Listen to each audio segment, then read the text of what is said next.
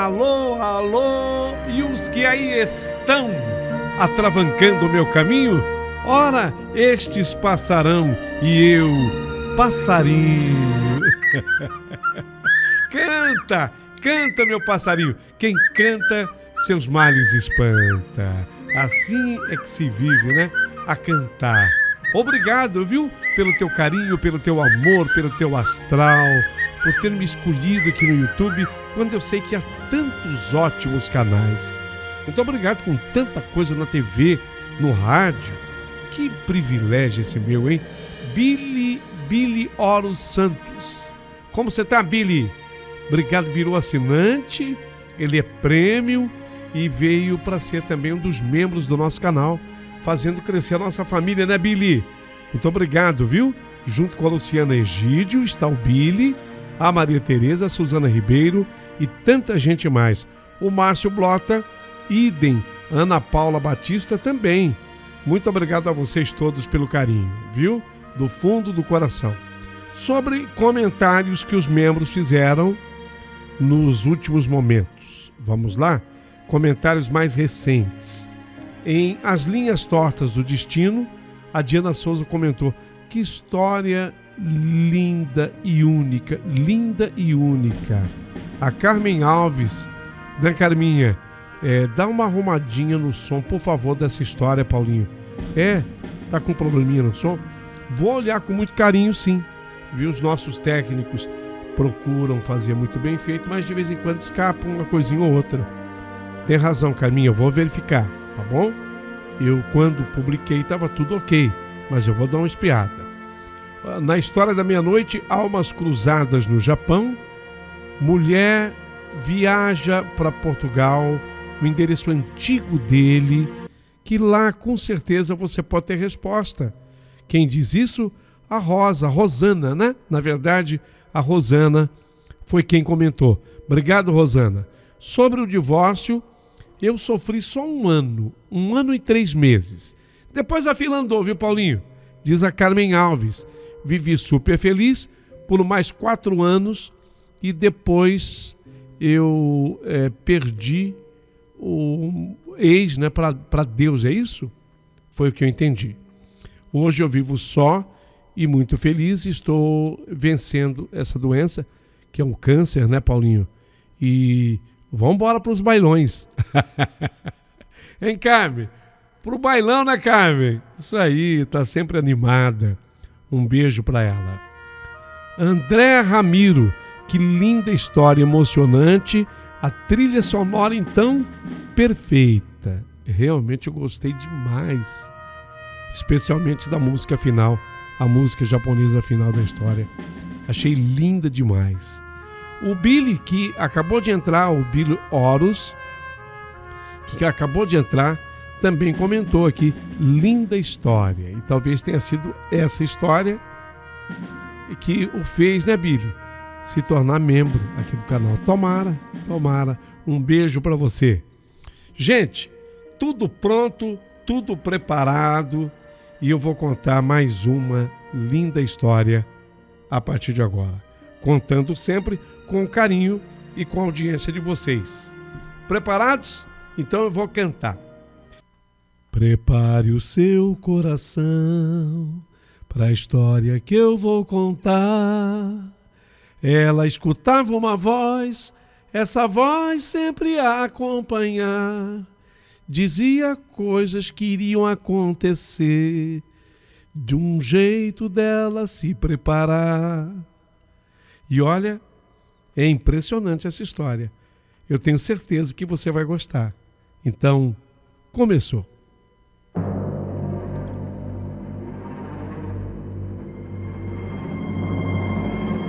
Meu querido amigo Paulinho Pessoa, meu nome é Priscila Deolindo Flores. E hoje eu quero lhe contar a minha verdadeira história. Eu não sei explicar, mas, sabe, Paulinho, eu nasci com um dom. Falar que eu gosto de possuí-lo não seria bem ser sincera com você. E vou explicar. É que por ter esse dom, certas pessoas me tratam como especial, algumas como uma pessoa diferente, E outras, e aí é pior, né? Como louca. Por isso, de certa forma, eu tentei muitas vezes ocultar esse dom. E de que forma eu fazia isso? Simplesmente me calando diante de algumas coisas que via, vivia ou até previa. Eu procurava disfarçar, mas nem sempre dava. Certa vez, eu cheguei na casa de uma prima e uma voz clara em meu ouvido falou. Era uma voz masculina, tá? Que me fez um pedido. Diga à sua prima que ela vai ter um menino. Eu entrei na casa da Regina e eu me calei. Eu não ia falar isso para ela. Nós éramos primas, mas que papo mais estranho chegar falando isso para a pessoa. Ela, como sempre, me recebeu muito bem, começou a preparar um café e disse que tinha feito bolo de chocolate para me esperar. Ela sabia que o bolo de chocolate era o meu predileto. E eu me lembro como se fosse agora. Enquanto ela baixou para pegar o bolo que estava ainda no forno, a voz falou de novo no meu ouvido. E desta vez, falou até com uma certa rispidez. Vai! Faça o que eu lhe mandei fazer. Diga a ela que ela vai ter um menino. Vamos! Fala! Diga! Eu achei, do jeito que a voz falou comigo, eu achei até que ela tinha escutado. Tanto que eu perguntei para ela, você ouviu, Regina? E ela me respondeu que não, que eu repetisse o que eu havia dito, porque ela não tinha escutado nada. Bom, aí já estava provado que de fato ela não tinha ouvido nada mesmo, porque era uma voz muito forte de homem, não a minha. E eu, para me ver livre daquela voz, eu acabei falando. Tá, então eu vou te falar, Regina.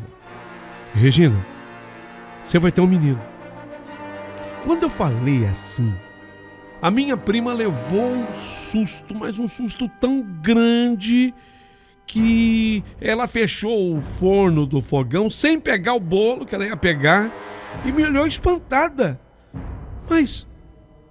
Mas o que você está falando, Priscila? Eu pedi desculpa para ela, desculpa a intromissão, mas eu tinha que lhe dar esse recado. E aí ela começou a chorar e me falou, eu liguei para o Rodrigo para que ele passasse na farmácia e me trouxesse um teste de gravidez, porque a minha menstruação está atrasada. E agora você vem, prima, e me diz uma coisa dessas. Você sabe que eu tenho loucura por ter um filho.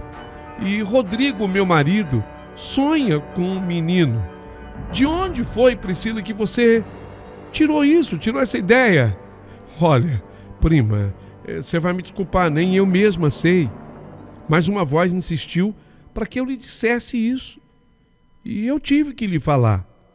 Ela me deu um abraço ao tempo em que falava, puxa, tomara, gente, tomara que seja verdade, tomara. Bem, comemos o bolo de chocolate, tomamos o café e quando deu 5 horas da tarde, chegou o marido dela com o teste de farmácia. Eu notei que a minha prima Regina, ela tremia, ela estava tão nervosa e ao mesmo tempo tão ansiosa que ela tremia. E ela falou para mim, puxa, dizem que é melhor fazer o teste com a primeira urina do dia, pela manhã, né? Que a urina está mais concentrada. Ah, mas eu não vou aguentar, Priscila, não vou aguentar esperar de jeito nenhum. Eu não vou conseguir esperar. Eu vou fazer o teste agora. Eu falei para ela que eu estava indo embora, eu queria sair de fininho, mas ela não deixou. Ela fez eu ficar esperando o resultado. E eu comecei a me sentir mal.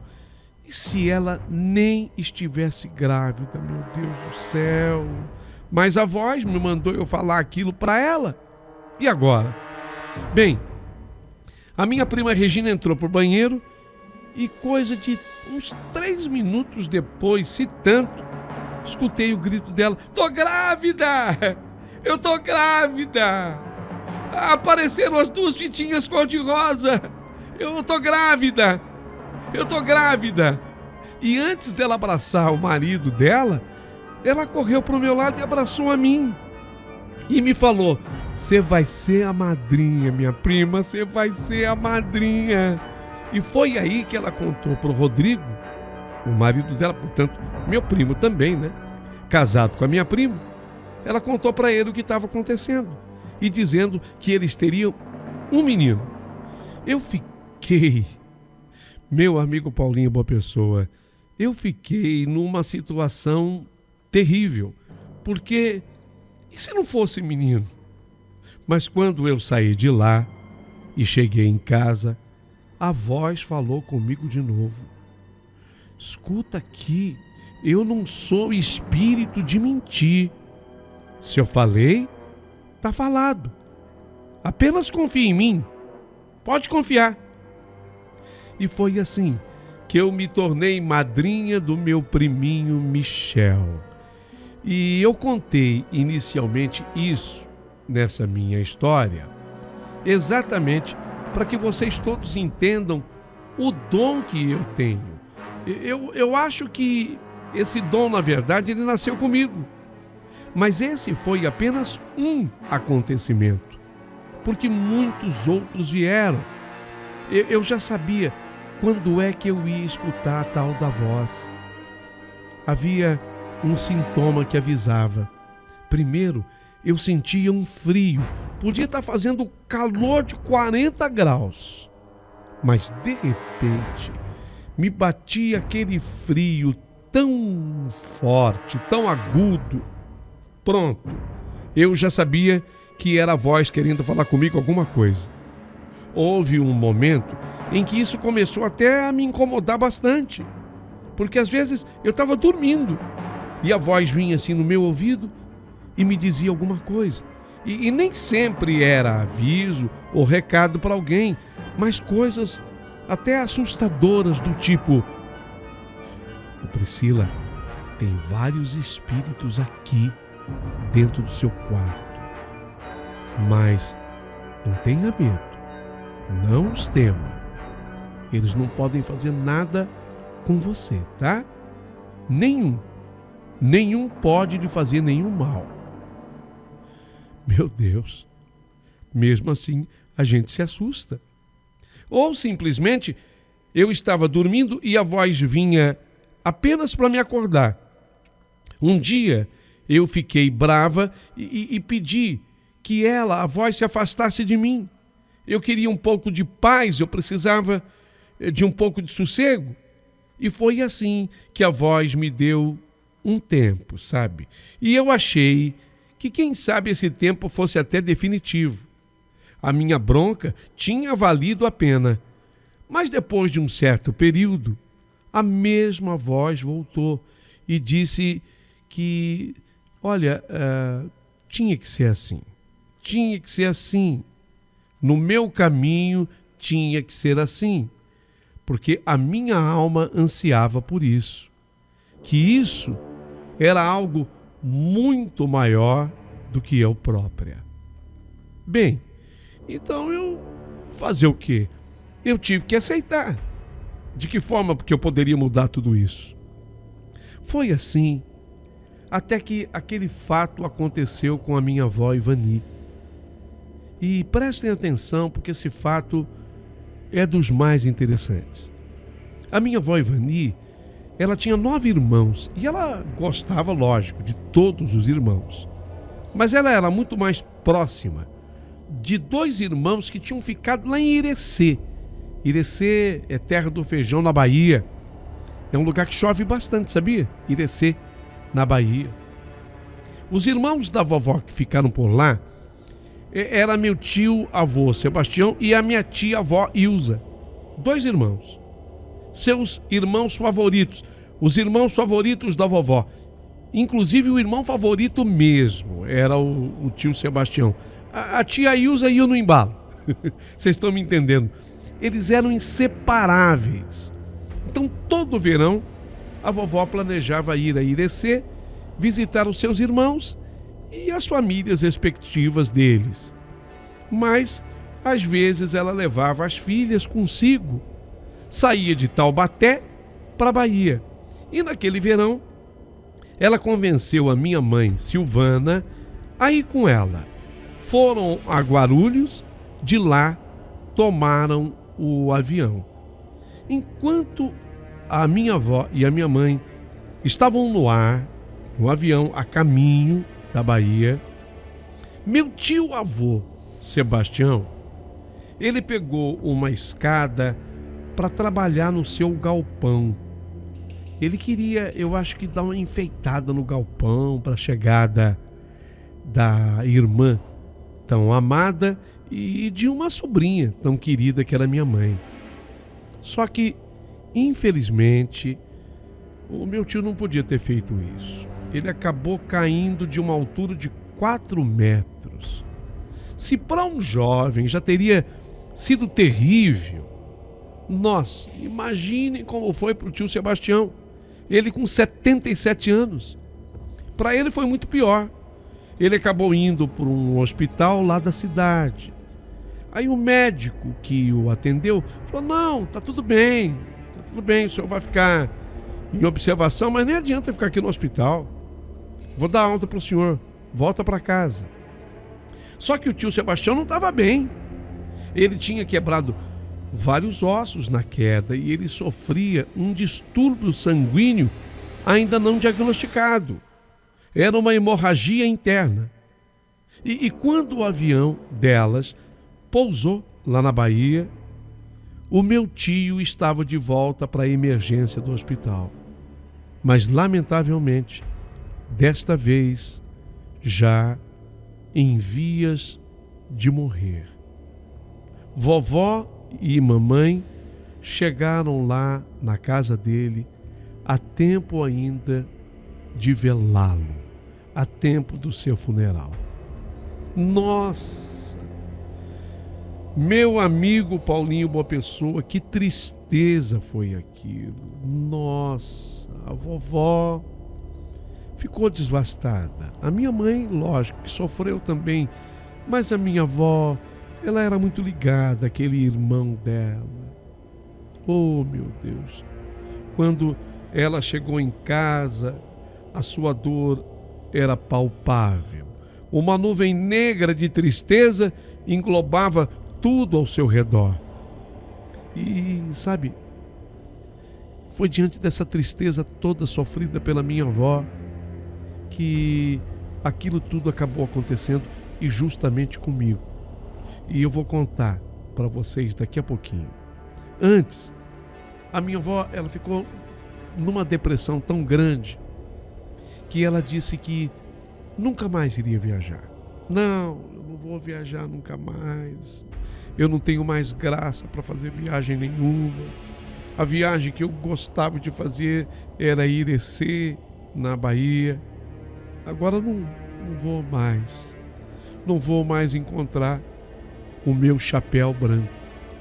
Era assim que ela chamava esse meu tio Sebastião, porque ele amava usar um chapéu Panamá na cor branca. Então ela dizia: não vou viajar mais, não quero mais viajar, não tenho mais graça para isso. Aonde eu vou encontrar o meu chapéu branco? Acabou. Bem, isso posto, eu vou agora relatar o que aconteceu comigo.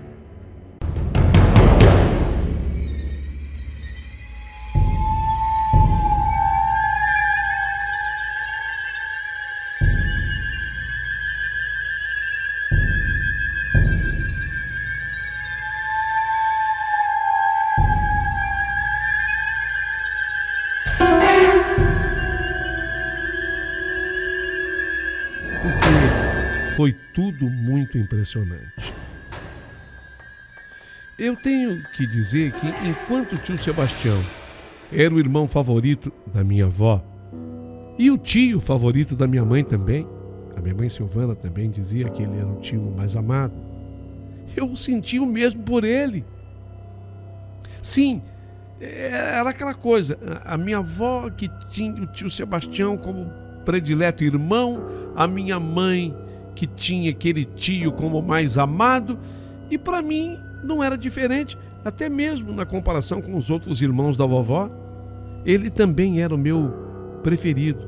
Quer dizer, eu amava todos eles, mas só que eles não me visitavam, por exemplo, como o tio Sebastião já tinha feito.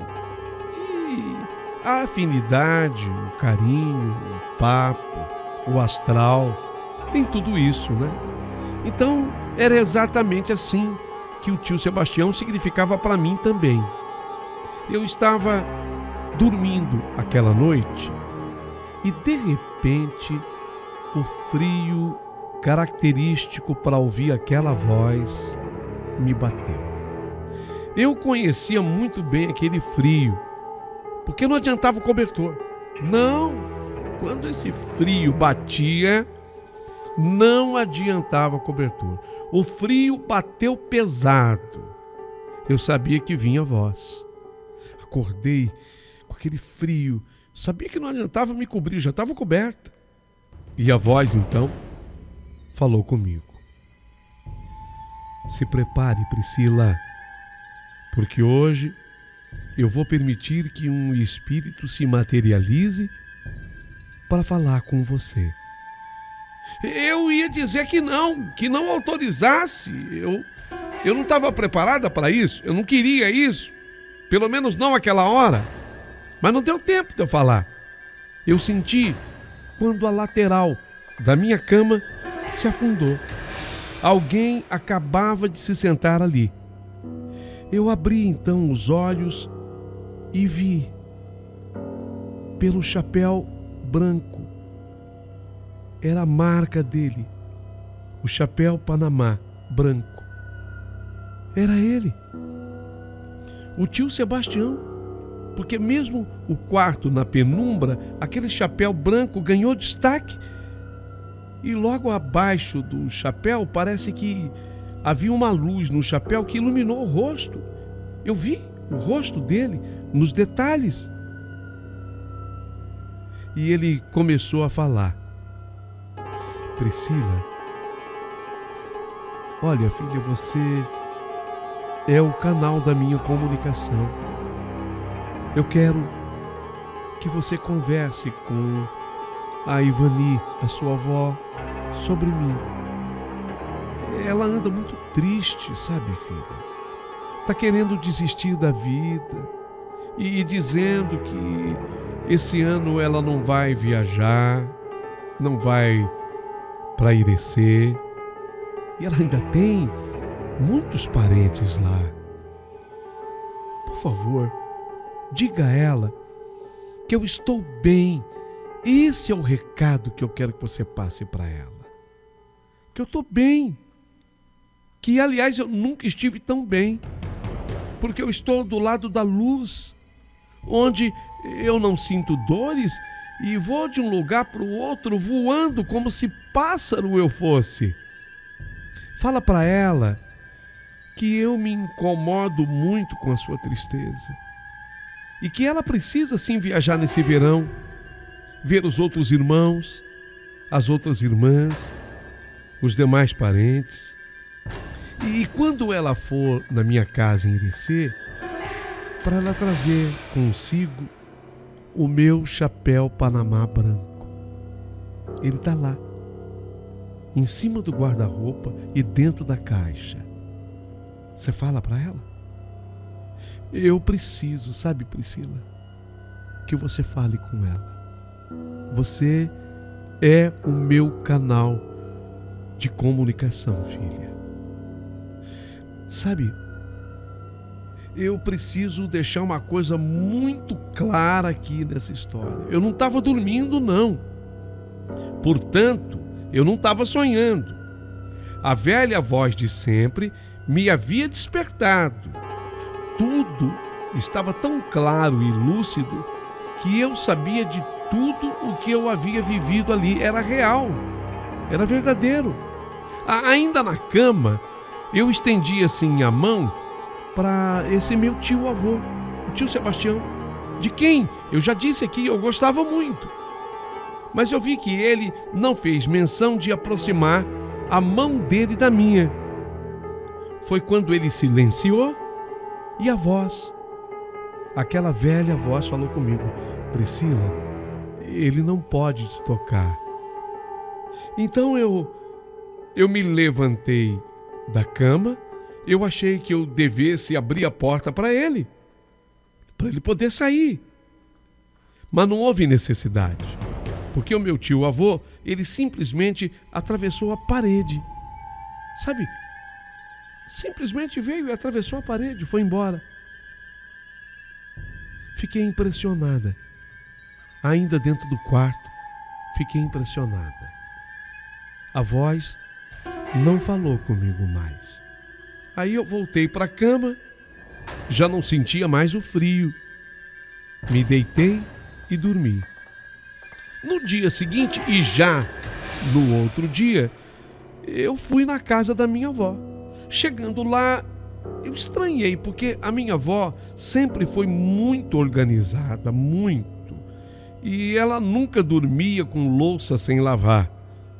E eu encontrei a cozinha uma bagunça mesmo, a mesa cheia de prato sujo.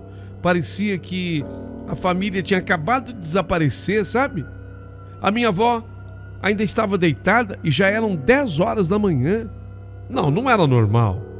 Foi aí que eu entendi que a minha avó tinha piorado muito da depressão. Eu entrei em seu quarto, fui abrindo as janelas e deixando a luz do sol entrar. E então, quando a minha avó abriu os olhos, assim que aquela luz do sol a acordou, eu falei: vó, levanta, vó. Está na hora da senhora voltar a ser aquela Ivani que a senhora sempre foi, vó. E eu tenho um recado muito importante para a senhora. Gente, quando eu dei o recado que eu tinha recebido do meu tio-avô Sebastião para minha avó, nossa, foi impressionante. Foi impressionante. Mas parecia que eu tinha acabado de chegar com o melhor de todos os remédios do mundo para ela. A minha avó, ao ouvir o que eu falei, ela se levantou sorrindo, me abraçando, me agradecendo e correu para a cozinha, onde começou a cuidar da louça. Lógico que eu a ajudei, lógico. E num instante, a casa inteira ficou muito melhor do que estava. E não só a casa, mas principalmente a sua moradora. Eu falei: vó, o recado principal dele foi esse: diga a ela que eu estou bem, que eu nunca estive tão bem como eu estou agora. A senhora está entendendo, vó? E olha, a senhora vai ter que viajar. E deu o recado do jeitinho que ele me falou. Não esqueci de nada. Era, sabe, o que a minha avó estava esperando para aliviar aquela dor, né, do luto, porque o luto, ele maltrata demais o coração da pessoa, a alma da pessoa, né? Como o luto torna tudo mais difícil, tudo. Além disso, tive a impressão de que ela se transformou naquela hora. Ela simplesmente voltou a ser a avó que sempre tinha sido em toda a sua vida. No finalzinho do ano, ela repetiu a viagem e levou consigo de novo a minha mãe, a Silvana, minha mãe. Foram as duas. Ela fez lá as visitas aos demais irmãos, aos parentes. E passando pela casa do tio Sebastião, tal qual eu havia dito, encontrou, juntamente com o pessoal da casa, no guarda-roupa, a caixa com o Panamá branco. Ela trouxe o chapéu com ela. E aquele chapéu ela colocou exposto na sala, tal qual fosse um quadro. E toda vez que eu ia na casa da minha avó, eu me orgulhava de ver aquele chapéu ali, sabe? exatamente naquele lugar onde ele parecia até brilhar, porque ele era branco e parecia refletir a luz do dia ou a luz acesa. Porque o meu tio disse a mim que ele estava do lado da luz. Sabe, meu amigo Paulinho Boa Pessoa, é justamente esse dom que eu não pedi para ter, que sinceramente, se eu pudesse abrir mão dele, talvez eu tivesse aberto, mas se a gente parar para pensar, acabou sendo tão importante e útil em tantos momentos da vida. Era isso o que eu tinha para lhe contar. Espero que vocês tenham gostado e vou ficar aguardando a partir de agora muitas opiniões aqui abaixo do vídeo.